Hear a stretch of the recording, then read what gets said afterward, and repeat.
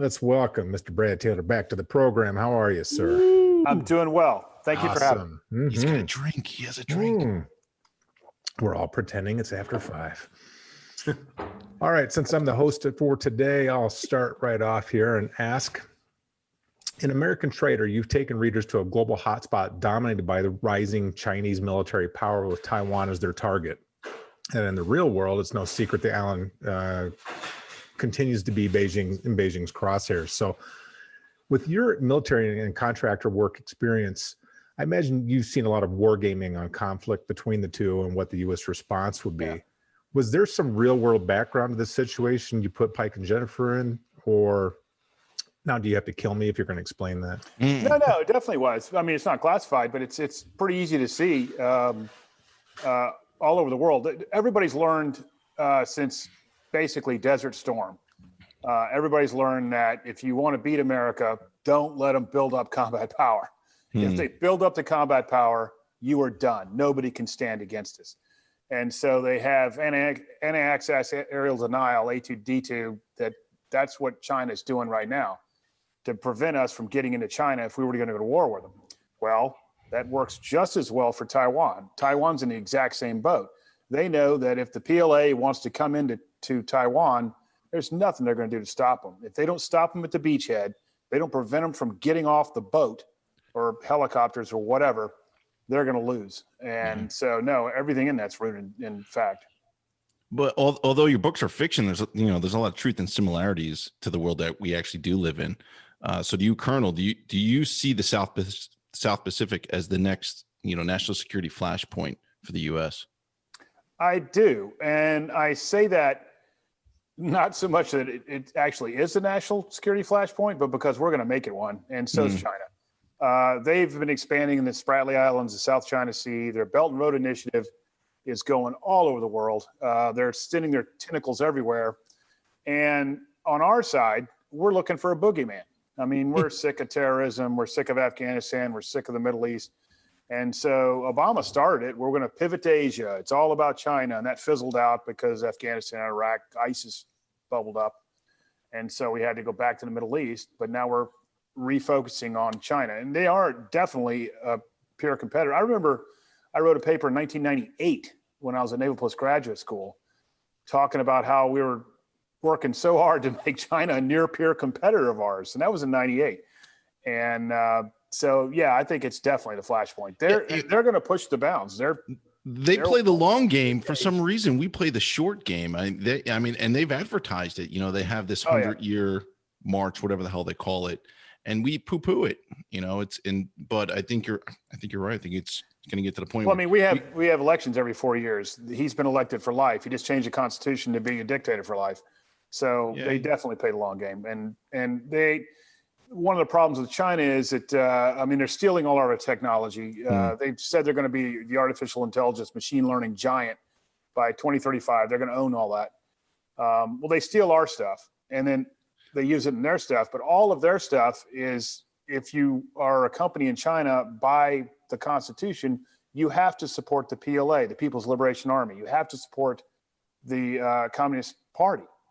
It doesn't work that way in America. I mean, Google actually, we had the Maven network. We were trying to do artificial intelligence, Department of Defense, and Google got their panties in a wad and said, all the employees said, we're not going to support Maven. We're not going to support Maven. And they all pulled out. They sure as hell don't care about supporting China. They're all over there now. Yeah, right. No kidding. Well, at the beginning of the book, you put a quote from Sun Tzu's The Art of War about how all warfare is based on deception. Yeah. And you echo this throughout the book, but in particular, there's deep fakes within the storyline. And all you have to do, and we've done this, we all do this every day, spend a minute on social media to see how gullible and easily deceived people are. Yeah. But even intelligent people are having trouble discerning truth from fiction. So what, if anything, can our government do to combat this sort of situation? The hardest thing about deepfakes is that, it started in the porn industry. They would, if you want to see Scarlett Johansson having sex with somebody put a face on them. And actually the porn industry pretty much created everything. So if you want to watch pay-per-view for MMA, it's the porn industry that invented that system. Thank So you. when you're buying pay-per-view, it's because the porn industry said, I need to make money. Well, they created these deepfakes, and they were crude. Everybody knew they were fake, but they, somebody get their rocks off on it. But then if you had a state system that could put all the dedication to it, you couldn't tell it was a fake video until you did the ones and zeros, until you broke it down. And then you have to be able to prove that it's a fake video in a manner that the average civilian who doesn't know anything about coding would understand. And by that time, the thing has gone completely wild, and it's out of control. And then everybody believes it. You see it on social media right now. Yeah. There's so much fake stuff going on social media. It's, if I want to believe it, I will believe it. Here's a video that says to me that's true, and then it goes crazy. I know the Secret Service has spent a considerable amount of money and resources and people and stand up to combat, or actually just get ahead of it or catch up to it. Yeah. Because there's huge implications with that and the security side, protective executive security stuff. And there's the other side too. There's what they call the liar's dividend. So if you've got somebody creates a deep fake video of a politician in the back room saying, I'll pay you a ton of money if you'll go do A, B, C, and D. And then that goes out, and it's a deep fake video. And he's like, that's not me. I never said that. Well, it takes him 4 days to disprove that. News cycle's already gone 4 times. Yeah. Right. Well, the liar's dividend's the exact opposite. Some guy is corrupt. He is back there. He is selling something down the road. And when the video comes out, he says, that's a deep fake. I didn't make that. That's not me. Right. And now you don't know who to believe. Right. So are we through the looking glass on that sort of technology where there's, I try to think about how as a government, or how as any kind of entity you can switch that up and make it so, I honestly think that we're not creating this. There's not a day that goes by that a news feed or something, my wife will say something or my daughter will say something. The first words out of my mouth are, that's probably a lie. Look it up, because that's probably not true. And 9 times out of 10, it's not true, because social media is just full of lies. it's not. It's a lie. It's just all propaganda machine. Very rarely is there an actual story on social media that ends up being true. Yeah. All right. So early in American Trader, I think it was chapter 6, somewhere around there, you kind of lay out a short but really effective explanation of the extent of China's global data capture. And in particular, you bring up students and universities and the infiltration the PLA has within our education system.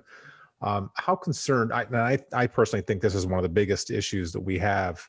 How concerned are you, like the scenario in the book, that the PLA has already infiltrated our advanced learning? Oh, they absolutely have. Yeah, absolutely. And it's in fact, you see the Swalwell story that's going on right now. Right. I'm kind of like, yeah, book's coming out. Perfect timing. Yeah, way to go, Swalwell. But that's an interesting story, man. Yeah, it is, but it's true. They've done it throughout. They've looked at the long game. Somebody mentioned earlier about the long game. That's what they're looking at. They're going to go to the city council member and cultivate that guy. And then they do the same thing with universities. Every university that's a major university, from Harvard to University of Texas or wherever, has a Chinese cultural center. Yeah, the Confucius Institute, right, or whatever the hell it's called. That's funded by China, and it's just an act of faith in America. When you're given a ton of money, you're going to go to the money. In China, that would never be allowed. Because they own everything. The CCP owns the entire country. In America, where everybody's competing for dollars, you're going to give me a ton of money to do what? Build this center? Okay, I'll build this center. And then they say, hey, besides just building the center, we'd like you to do this. We'd like you to do that. They just had the guy from Harvard arrested at the airport trying to fly to China with a bunch of biotech stuff. Right. And that everywhere. That's just one of many things. Well, the thing that's unique about China is, everybody's heard about the KGB. KGB kills a guy with nerve agent or whatever it's, the sloppy FSB now kills a guy in England with nerve agent, kills a guy over, with poisoning with plutonium. The MSS would never do that. And nobody's ever even heard of the MSS, the Ministry of State Security. They are everywhere. They leverage everybody. There was just a guy in New York City, a New York City police officer who was arrested because his job was to keep tabs on the Tibetan refugees and feed it back to the Chinese. Yeah. I mean, they just go in and encroach. And if you have any relations in China, they'll say, hey, we're going to take care of your family if you do this, or we're going to kill them if you don't. I mean, they may not be that bold about it, but they are everywhere. And it's hard to determine. It's easy to determine when you catch a CIA agent somewhere, you figure out pretty quickly, okay, that guy works for the CIA. You catch a bunch of Chinese and it's kind of like, well, they worked at a laundromat. Were they really MSS, or are these guys just leveraging them? And they leverage them everywhere.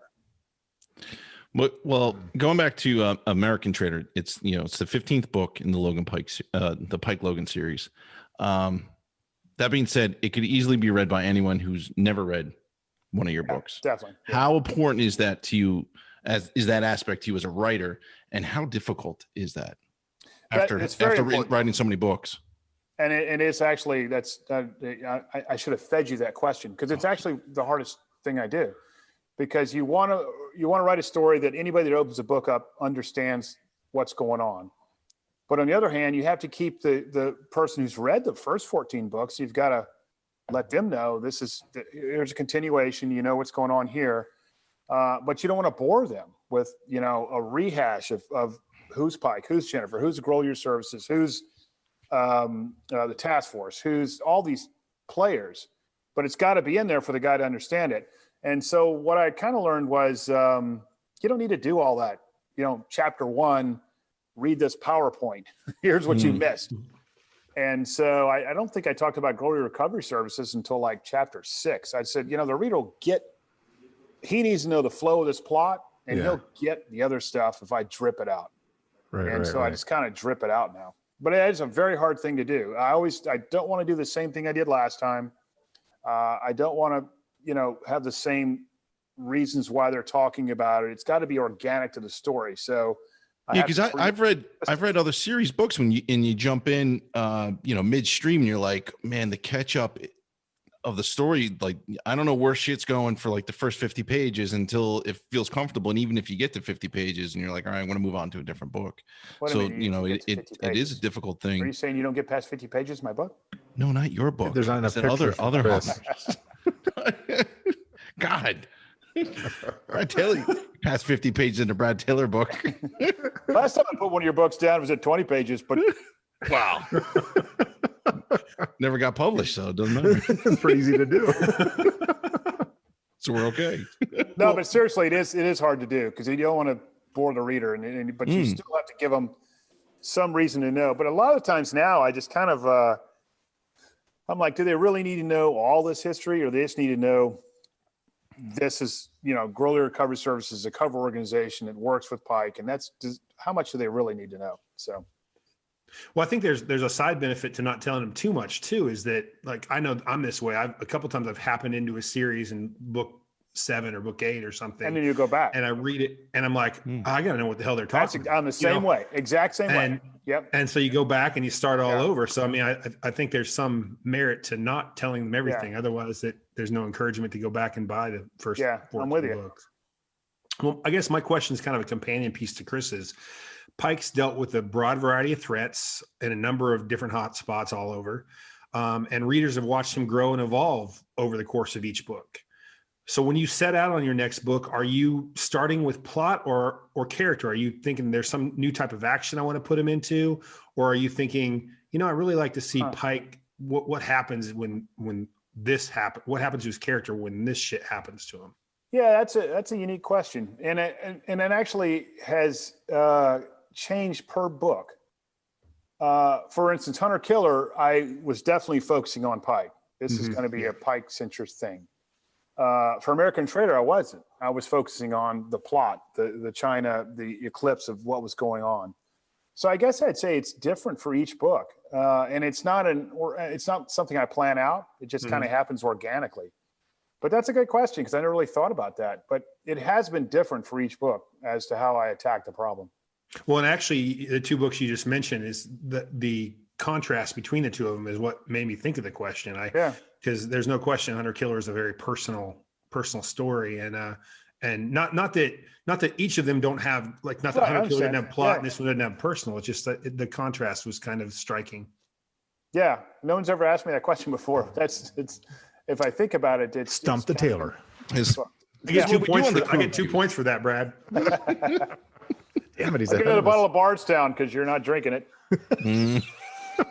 He's got his skirt on. All right.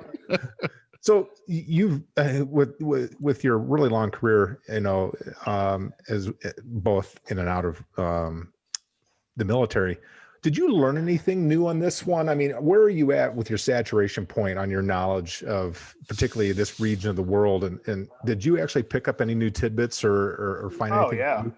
absolutely. Yeah. You learn something new as soon as you drill down on something. The American news cycle is just broad brush waves. Here's what happened. Car bomb went off in Afghanistan. Well, if you drilled into that car bomb, you'd find out there's probably 14 different terrorist groups that were involved in it. And there's this huge thread chain of events that goes back to Pakistan and into Iran. So when I started drilling down into China, you're damn right I learned a lot. I mean, there was just an enormous amount of stuff going on. For instance, Australia, I had no idea how much China has infected Australia. And there was one news story. I was like, okay, that's it. This guy, he's a Chinese expat, ran for office for the Parliament of Australia, made it to office, was elected to the office. And then when you went in, he told their version of MI6 or CIA, hey, the Chinese paid me to be a Parliament member. I'm Good here on Lord. behalf of China. And he said, I'm scared for my life. They're making these demands of me, and I really wish I hadn't have done this. But I won. He was a car salesman inside Darwin, and he got elected.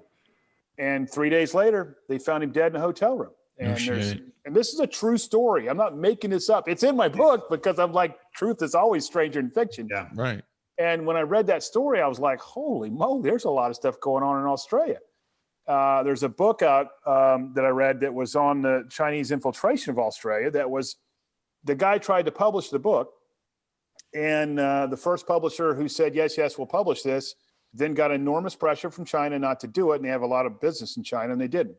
He lost every publisher for 6 publishers until he finally found somebody that would publish, because China was leveraging, saying, no, we don't want this out. So, I learned a ton, absolutely a ton.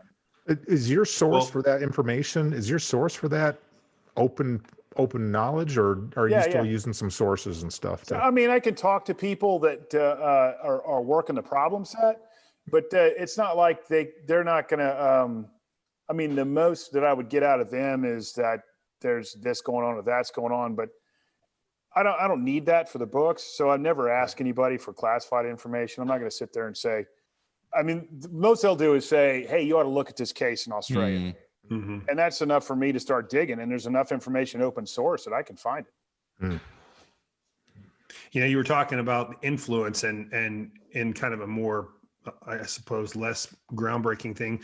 The NBA is a great example of that. Yeah. You have, in the year of public social justice push, China is, doing what they're doing in Taiwan, and they're all silent on it because so much of the NBA pie is paid for in China, or is involved with China. I'll be honest with you, the NBA gets kind of short shrift on that because they definitely do deserve it. Hollywood's 10 times worse. Oh yeah. I was going to say that about Hollywood. Like, absolutely. If Hollywood ever came calling for this book, could it get done because of the negative light on China? They had the movie Abominable. They had the 9-dash line in the movie Abominable, which nobody believes in except for China. And China says, you better put that in there. Top Gun's coming out. New Top Gun. Maverick's back. He stands there in his flight jacket, and there's a noticeable difference in his flight jacket from Top Gun in 1986. Taiwan flag is no longer on his jacket. And that's all because China's bringing leverage. That's amazing. That is amazing. It's insidious is what it is. Yeah, exactly. Jeez. Well, Brad, let me ask you, you served 21 years in the military, right? And writing is your retirement gig. Like this is what you're doing after you're retired. at first it was something you wanted to do and to see if you could do, because I remember you telling us the story how you were teaching and you're like, I want to see if I could write, and you're like, shit, I can write. This is great. So it's become a second career. It became a second career. Do you ever see yourself retiring from this one though, and just hanging it up and be like, you know what, I've proven everything, I don't need to do this anymore? No, mainly because I still need to eat. So I gotta make money somehow. No MREs in the stash. Right. So no, I enjoy writing a lot. I'll tell you, the COVID's been the worst. I have had the hardest time writing. You'd think if you're locked in your house, it's time to write, and you just get away with it, and boom, you're banging it out. And it was absolutely not that for American Traitor. In fact, American Traitor is the first book I was late on a deadline on, and that was during the COVID crisis. I sat there, it's horrible. Every day trying to get something typing out, and can't go anywhere. Everybody's locked down, and everybody's panicked about it. We're all going to die. The Stand, Stephen King's about to appear with a stand. The gunslinger is going to show up. And I just, I couldn't get anything out. And I'm kind of in that way now because I have a set kind of thing I do, or I'll do the book tour, which is canceled. I'll do on the ground research like I did in Taiwan and Australia for this book. Can't fly anywhere. And everything I do for writing is just gone. I go to a library to write. The libraries are all closed. I mean, it's just been horrible. I hate it. You got a great library there, by the way. It was closed when I was there, but I like literally went up to the windows and looked in. But well, I think I asked you last time how your military career and your posting at the Citadel prepared you for your writing career. I want to kind of reverse that a little bit. What have you learned in your life as a writer and a creative that might have benefited you as an officer? I think the biggest thing, that's a tough question. You should have asked me this earlier. You should send these notes in advance. I think the biggest thing is the literal options that are available to you. As a creative fiction writer, I can do anything. For instance, I always have to have some kind of basis for doing something. So that's why I do the on-the-ground research, because I'm kind of a rockhead. I can't really just imagine track stuff. So when I see a floor plan, I can design, okay, I'm going to do the hit this way. And then I realize the hit wouldn't work that way for real because there's too many breach points on this side. So I'll just close those breach points up. And I think the imagination it took me to learn as a writer would have helped me as an officer. If I had the imagination to look at a problem set and say, you've learned to do this problem this way, but what if the enemy wants to do it that way? If I'd have had that scope, it's probably the one thing that I've gained is the scope of the imagination of how to look at a problem set different than when I was in the military. You got to start a new training sequence with the unit where you go in and you tell them how to do it. Yeah. Part of the selection is you got to write a 4-page. That'll be a buzz. Pencils.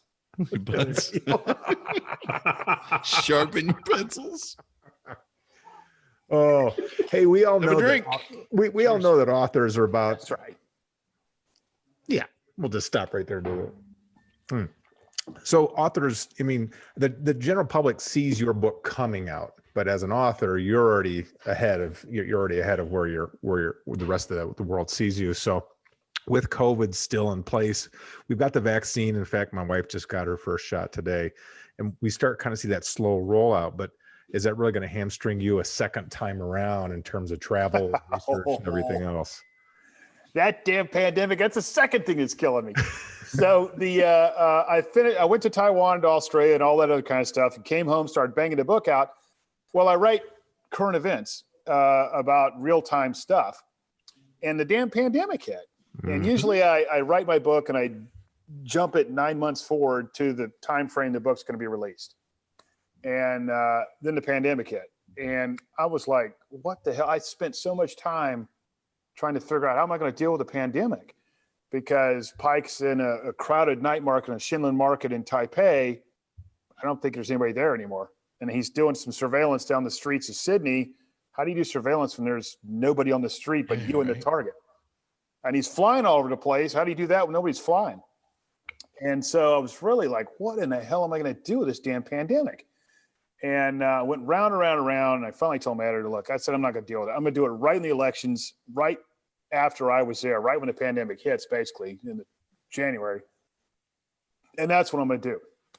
Well, I'm writing the next book. And I'm like, I have this great, I'm not going to tell you what it is, this huge plot line of why Aaron and Shoshona can get Pike and Jennifer into a country and all this kind of stuff because of the pandemic. There's the only way. That's pretty cool. Because Israelis can fly everywhere, but Americans are basically persona non grata all over the world. And so they're going to get them in and do this stuff. And then this vaccine comes out, and I'm like, oh my God. So when this book comes out, it won't even matter. Everybody will be flying everywhere. So I'm trying to figure that out right now. We talked to an author, and they were was it Lee Goldberg? And he was like, I'm just going to ignore that the pandemic. Yeah, actually, I think Brad Thor said that too. So I'm completely ignoring just going to ignore it. Yeah, like it didn't happen. Kind of tough. I'm going to put it in, but I'm not going to put it in as harsh as I decided I'm going to set the book in June or July-ish, June or July-ish. And so the vaccine's coming out. We're allowed to fly a little bit. Still, everybody's wearing masks because there's a lot of good things about wearing masks. I mean, if you go to London and they got cameras all over the damn place. And every time I did a hit in London in the books, I had to sit there and think, how am I going to do this? Because they'd catch him in a heartbeat. I mean, there's cameras everywhere. Well, now you wear sunglasses, a hat, and a mask. Good luck. Somebody on the street. Everybody's wearing a mask. I mean, yeah, you don't know who it is. Well, they have that gate software now, so maybe that. Gates. Wow. I have a little two-part question, I guess, kind of based on what you said about current events. Why is it important to you to tie things so closely to reality from the standpoint of those aspects? I guess it's not important to me in the sense that as a writer, I say this. It's just important to me because as a writer, when I'm writing, I have a connection to current events. And so I can follow current events and do current events.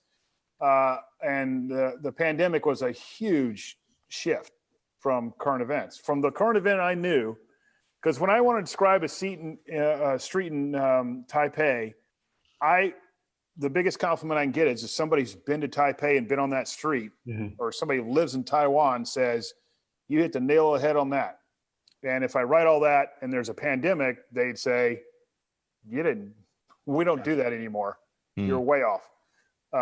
So it's not so much that I like sticking to current events because when I go in there and get immersed in the culture and doing the research on what I'm seeing and trying to figure out how to write this and talking to the people, I want to capture that in the book. I want them to know that I cared about their culture. I cared about how you felt about whatever incidents it is.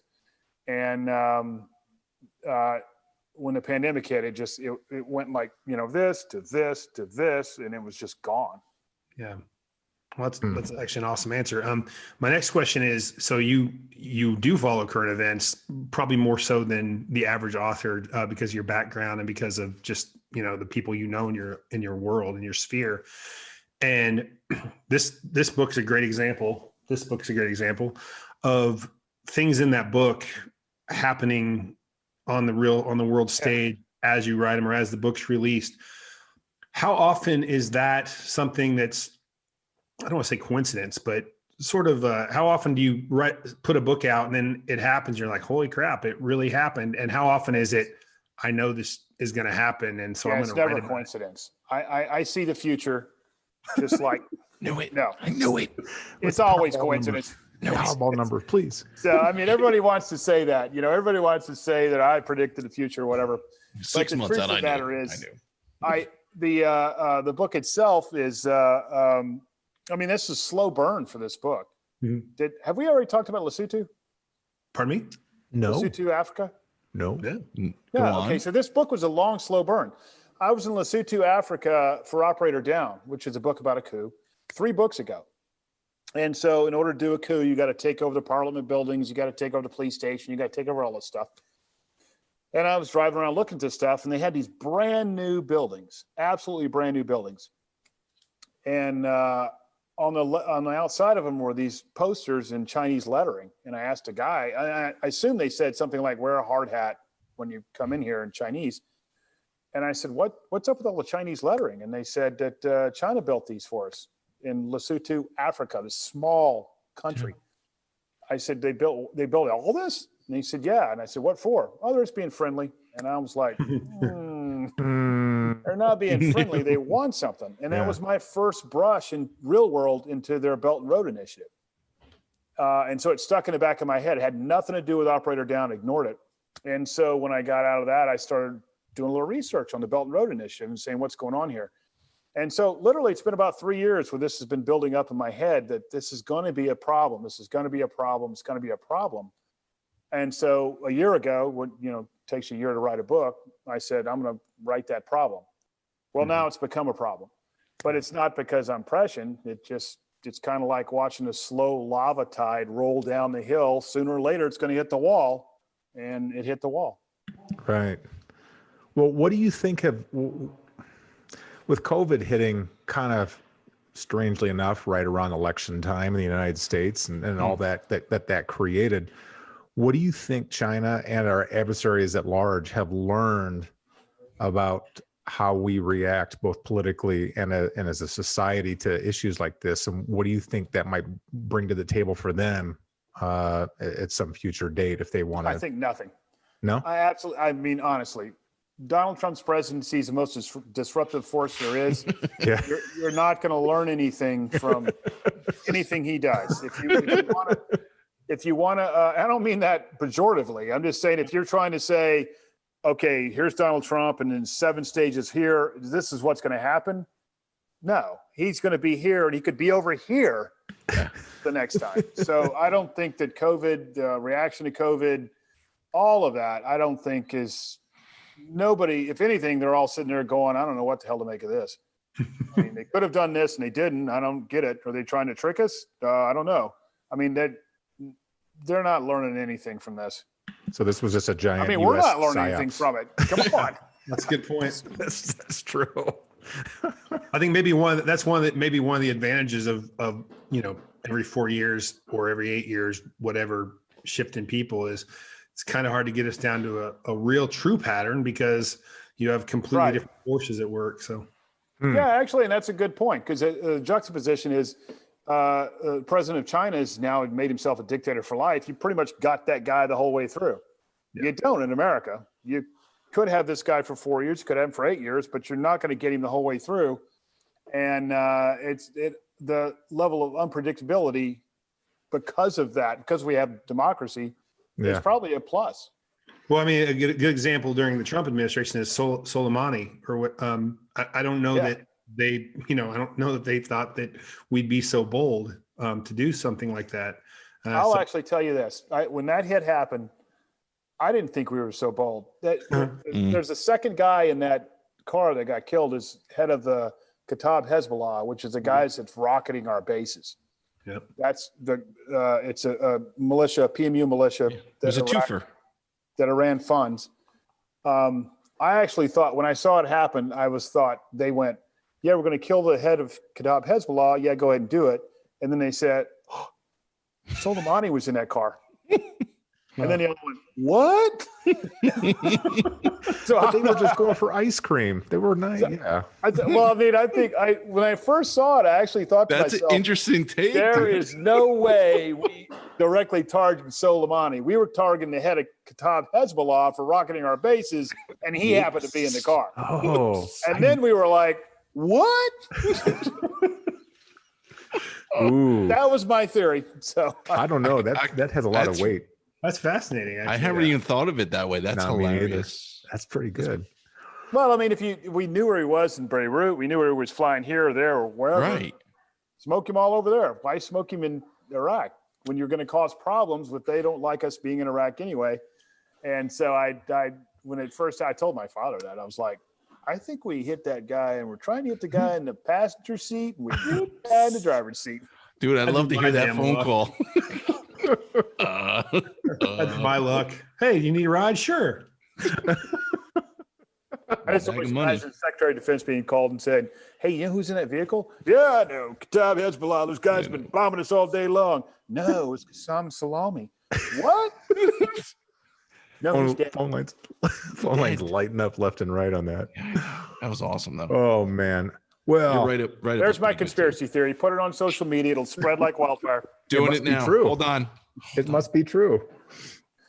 All right, Brad. Well, you survived our main portion of the interview. We talked a little bit of American Yeah, that trade, went a quick. lot about conspiracies, but here we go. We're going to move on here and try not to ruin your career a second time. And since I am the, Can't ruin ours. I will go first. All right, Brad, I'm asking for a friend. What's the best place to live that has a non-extradition policy back to the U.S.? Costa Rica? I don't know. I don't know either. I've never been a criminal, so I've actually not ever researched. But you've had to think like one for many years. So But I know Costa Rica would be cool. Oh, that'd be all right. That would be cool. All right. Costa Rica it is. All right. Once travel opens back up fully, where is the first place the DCOE commands you to take her? Croatia. Oh, so you're going to yeah. go back to Croatia, huh? We had a whole trip planned for Croatia and all got canceled by COVID, so that's where we're going. Yeah. All right. Interesting. I've heard nice things about it. Pictures are beautiful there. Is that a hint? Is that a hint? Is that a hint? It's not a hint. I was going to use it in the next book, but I'm not now because I'm using the next book after the next book because I'm going to Croatia.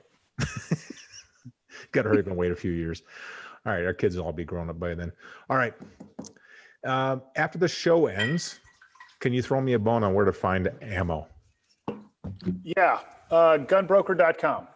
Yeah. Still, shipping is killer. No, you got to I find the know. right guy. I got a guy. The bad thing about it is that you got to buy, you can't buy a box. I Yeah, need it's like 10,000 rounds because Pallets. they're all coming to get me. So you have to buy in bulk, but they have it.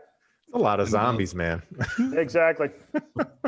Got to take care of him. All right. Hey, so Brad, it would take an act of God to remove a bureaucratic agency within the bureaucracy, right? So is the Space Force here to stay? And is that a good thing? I actually do not know if they're here to stay because the Air Force is a pretty powerful entity. Mm-hmm. And Space Force is actually underneath the Air Force. It's not it's kind of like the Marines to the Navy. Yeah. Right. But there's been a lot of organizations that we've formed up, like GIFCOM was there for the longest time, and another combatant command. And they eventually looked at it and said, this is navel gazing waste of time. Hold it up. I think that Space Force actually has some credit. When we were talking about doing Space Force, because we have Cyber Command, which is underneath NSA. Yeah. And they were talking about splitting the two out, and there'd be one cyber and one NSA. And cooler heads prevailed and said, look, the NSA can hold cyber. They need to be over the top of cyber. And I think that was smart with Space Force. I think that we definitely do need somebody focused solely on space. What we definitely don't need is a Space Force that's now spending all their times developing challenge coins and determining what the uniform's going to be and what we're going to call them and all this. How about focus Very on important. space? It's very important. Focus on space and look at the space. And Oh, the Russia's sending up those satellite killers a couple days ago, Yeah, right? they- yeah. Kind of which reinforces made it. more Kinetic kill debris out vehicles. in space. It's going to be floating yeah. around. Well, going back to China, the Chinese just brought back their lander that landed on Moon that collected a whole bunch And of moon it dust. did. It did. This first time anybody's landed on the backside of the moon, they were very proud of it. Oh, they put a flag up there. They put a flag too. I think they Israel, should. Israel tried to do that a few years ago, or actually it was about a year ago. And everybody's focused in on it. Here it comes, here it comes, here it comes. And the engine blew out and they just watched it Smash. crash. Yeah, smash. Well, that didn't work out too well. I But think the Space uniform Force- should be the oversized dark helmet. Right. Spaceballs. Spaceballs. Spaceballs. I think Brilliant. Space Force is, I think that a command for space is a justifiable thing.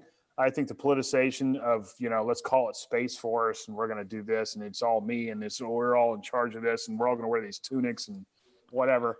Starfleet Command. That's what it Yeah, looks that's a waste of time. But space needs to be addressed, and I think it's a good thing to keep it underneath the Air Force, and the Air Force will, adjudicate how it is. The rest of it is just navel gazing about what the rank's going to be. Somebody actually in Congress said they should have Navy rank because they're in space and they have to do Navy stuff. Oh, Because come on. space is a naval. Yeah, If it's they like, do Navy, Navy stuff in space. So the guy comes in, he's going to be an ensign instead of lieutenant, even though he's in the Air Force. And I'm like, you guys are wasting too much time on this. There's a pirate ship out there in space. Dude, someone's getting a promotion on that, Brad. All right. Come on. DCOE's here. She's telling me she's doing this when I was talking about Space Force, which means that I did something wrong. No. All right. So next question. I want you to do something more wrong. What was one of the unwritten rules when you were in the special operations? Unwritten rules? Unwritten. I'm not, don't do this. kidding me? I'm not putting that on tape. Don't give yourself your own nickname. We got his denial on tape. That's just as good. I'm not. There are unwritten rules. I'm not going to Just good. So it's just going to be beep. Yeah, the whole way through. exactly. Excellent, Brad. I That's guess the unwritten amazing. rule was when you peed in a Gatorade bottle in Iraq, you took it to the dumpster yourself. How's that? All right, that's good. Leave it out. All right. So you said we were talking about a non-extradition policy before, and you're like, I've never done anything. But if you did and you were arrested with no explanation, what would your friends, family, and fans think you had done? Ooh, that'd be a lot of things. The first thing would be, because some of my family are conspiracy theorists, would be like, he's still working. He's in the deep state working for the CIA outside of some kind of He's Haley Chill stuff. Actually, probably be I'm Q. Q. You are Q. What? Folks. Other ones would be like, people in special operations would be like, he wouldn't do that. That's wandered into a room they shouldn't have. Yeah. right. I'm gonna go support. I was going to say something, but I'm not going to say it now. You're in the home stretch. You have me, and mine are pretty easy. Thank God, because these are wild questions. That's the lightning round. Okay, the first one is actually one that's pretty, harmless. What single weapon are you most proficient with? AR-15. Rifle. I'd say rifle. Yeah. Yeah. I'm much better at a rifle than I am with a pistol. I'm okay with a pistol, but I can shoot a rifle. Awesome. Nice. Okay, now this is a more personal question. When someone wants to date one of your daughters, how often do you mention your experience in the unit and how many things you were trained to do to the enemy? How many You know what's really cool about this? It Confirmed just happened with kills. my daughter in Alabama. I don't have to ever say anything. They already know. They always ask, when they're meeting, what's your dad do? Oh, he's a writer. What's his name? Brad Taylor. And they Google and they get my bio. I never have to say a word. So when they show up at my doorstep, they already know.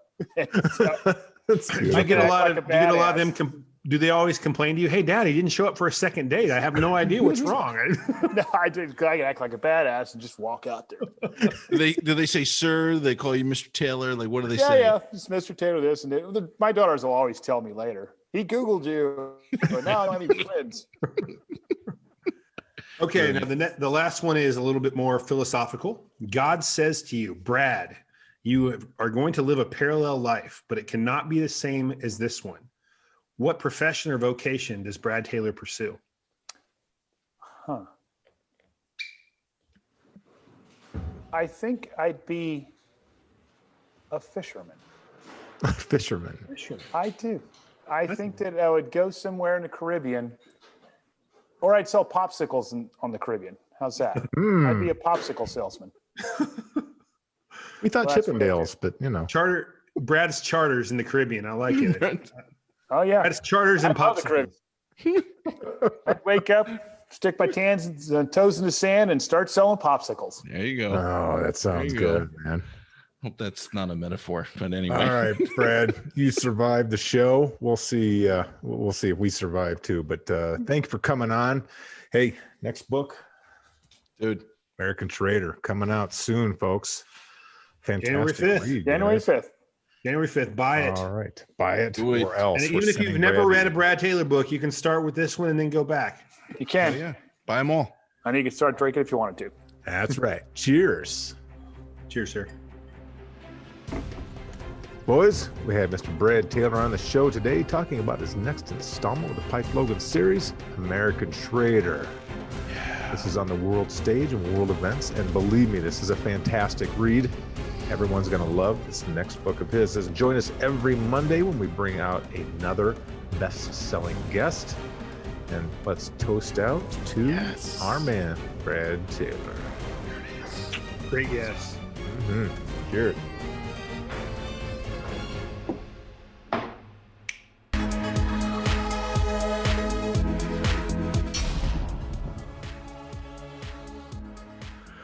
All right, boys.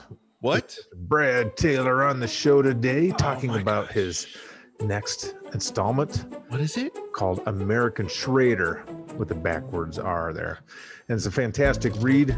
This is right up there with current events. So folks, if you like Brad Taylor or you like current events, this is your man. Sorry, you got to start over. If you like current events,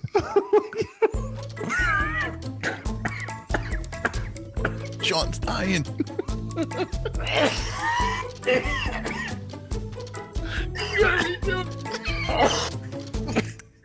I had to hold that bird in my mouth for like 10 seconds because I almost choked to death. I like literally wrong pipe.